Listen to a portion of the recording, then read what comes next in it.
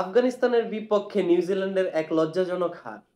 প্রথমে ব্যাট করতে নেমে আফগানিস্তান ১৫৯ রানের একটা ইনিংস খেলে, যেখানে নিউজিল্যান্ড ব্যাটিং করতে নেমে মাত্র ৭৫ রানেই অল আউট হয়ে যায়, তাও আবার ১৫ ওভার ২ বলে। আজকেও ফজল হক ফারুকী ৪ উইকেট আর রাশিদ খানও ৪ উইকেট নিয়েছে। আর ওদিকে আফগানিস্তান ব্যাট করতে নেমে গুরবাজ আর জাদরানের ১০৩ রানের একটা ওপেনিং পার্টনারশিপ। কেন জিতবে না আফগানিস্তান বলেন? আজকেও ৫৬ বলে ৮০ রানের একটা ঝড়ো ইনিংস খেলে গুরবাজ এখন পয়েন্ট টেবিলের ১ নম্বরে। গুরবাজকে আসলেই কোনোভাবেই থামানো যাচ্ছে না। ২ নম্বরে আছে ইউএস এর অ্যারন জোন্স আর ৩ নম্বরে কিন্তু জাদরান। আবার অন্যদিকে মোস্ট উইকেটেও ফজল হক ফারুকী ১ নম্বরে।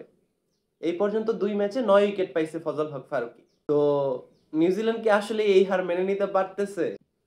প্রথম ম্যাচে হেরে নিউজিল্যান্ড এখন পয়েন্ট টেবিলের ৫ নম্বরে।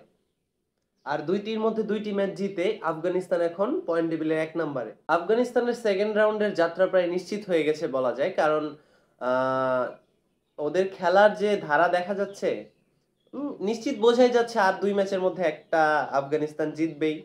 সো ওই হিসাবে আফগানিস্তান উঠতে পারে। কিন্তু নিউজিল্যান্ড কি দ্বিতীয় রাউন্ডে যেতে পারবে? কারণ নিউজিল্যান্ডের ওয়েস্ট ইন্ডিজের সাথে একটা প্রতিযোগিতামূলক ম্যাচ খেলে তারপরেই সেকেন্ড রাউন্ডে যেতে হবে।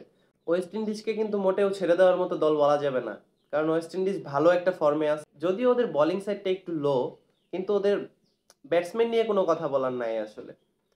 তো যাই হোক, দেখা যাক কি হয়। এই গ্রুপ থেকে কে কে সেকেন্ড রাউন্ডে যেতে পারে। তবে আমি মোটামুটি বলতে পারি যে আফগানিস্তান এবার যাচ্ছে সেকেন্ড রাউন্ডে, অবশ্যই যাচ্ছে, এবং আফগানিস্তান এই টি-20 বিশ্বকাপে অবশ্যই ভালো ভালো কিছু খেলা দেখাবে।